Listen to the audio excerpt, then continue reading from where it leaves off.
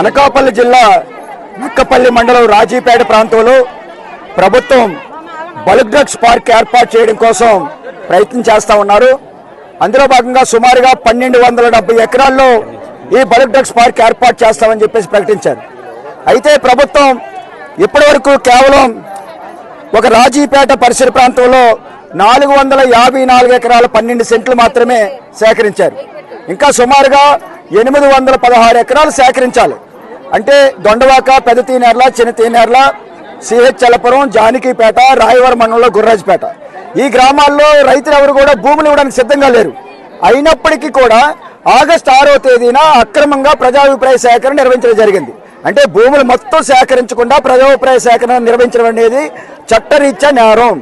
దీంతో పాటుగా ఇప్పటికే ఏదైతే రాజీపేటకు సంబంధించినటువంటి 454 ఎకరాలు ఉందో అందులో నిర్మాణాలు ప్రారంభించారు.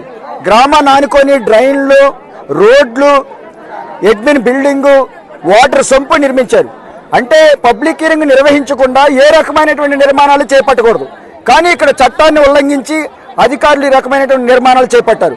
పోలీసులు ఈరోజు ఇక్కడ మత్స్యకారులు గత 4 రోజులుగా శాంతియుతంగా రిలే నిరాహారదీక్షలు మేము చేసుకుంటాం, మాకు అనుమతి ఇవ్వండి, టెంట్ వేసుకుంటామని చెప్తే చట్టాల గురించి, రూల్స్ గురించి మాట్లాడుతున్నారు.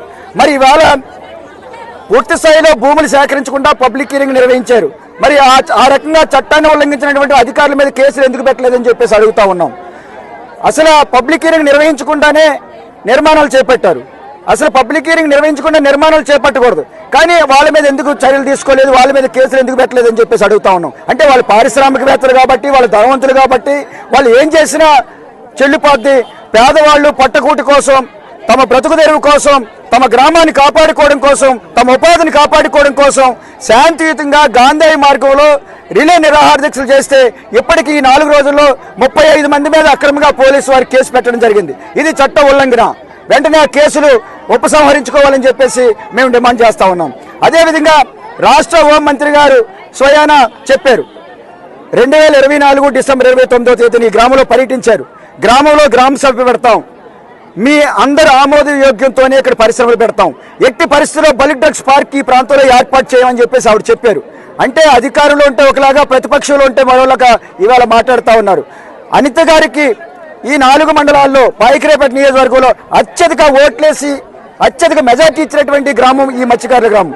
అంటే అత్యధిక మెజార్టీ ఇచ్చినటువంటి ఈ మత్స్యకారులకి హోంమంత్రి గారు ఇచ్చే బహుమానం ఇదేనా అని చెప్పేసి ఈ సందర్భంగా అడుగుతా ఉన్నాం. హోంమంత్రి గారికి ఏమైనా చిత్తశుద్ధి ఉంటే, నిజాయితీ ఉంటే, ఇచ్చిన మాట మీద కట్టుబడే మనిషి అయితే వెంటనే బల్క్ డ్రగ్స్ పార్క్ రద్దు చేయాలని చెప్పేసి మేము ఈ సందర్భంగా కోరుతా ఉన్నాం. కాకినాడ జిల్లా తొండంగి మండలం తొండంగి ప్రాంతంలో బల్క్ డ్రగ్స్ పార్క్ ఏర్పాటు చేయాలని గత ప్రభుత్వం ప్రయత్నం చేస్తే అక్కడ ఉన్నటువంటి Telugu Desam party polit bureau member, senior Telugu Desam party నాయకులు చంద్రబాబు నాయుడు గారికి లేఖ రాశారు, కేంద్ర ప్రభుత్వానికి లేఖ రాశారు.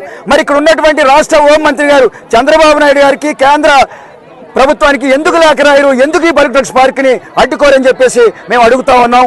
కాబట్టి వెంటనే ఈ ప్రాంత పర్యావరణానికి, ఈ ప్రాంత ప్రజల ఆరోగ్యానికి, మత్స్యకారుల ఉపాధికి నష్టం కలిగించేటటువంటి బల్క్ డ్రగ్స్ పార్క్ ఈ ప్రాంతంలో ఏర్పాటు చేయొద్దని చెప్పేసి ముక్త కంఠంతో కోరుతా ఉన్నాం. ఇదేదో మత్స్యకారులకు సంబంధించిన సమస్య ఒకటే కాదు, ఈ ప్రాంత ప్రజానీకానికి అందరికీ సంబంధించినటువంటి సమస్య. ఎందుకంటే రాజీపేట పరిసర ప్రాంతంలో బల్క్ డ్రగ్స్ పార్క్ ఏర్పాటు చేస్తే నక్కపల్లి, ఎస్రాయవరం, పాయికరావుపేట, కోటవరట్ల, యలమంచిలి ఈ సరౌండింగ్ మండలాల్లో ఉన్నటువంటి అనేక గ్రామాల్లో క్యాన్సర్, ఊపిరితిత్తులు, శ్వాసకోశ వ్యాధులు బారిన పడి ప్రజానీకం మరణించేటటువంటి ప్రమాదం ఉంది. వాతావరణం కాలుష్యం అయిపోయేటటువంటి ప్రమాదం ఉంది. కాబట్టి మత్స్యకారులు చేస్తున్నటువంటి ఈ న్యాయమైన పోరాటానికి ప్రజలందరూ కూడా అర్థం చేసుకొని మద్దతు ఇవ్వాలని చెప్పేసి ఈ సందర్భంగా కోరుతా ఉన్నాం.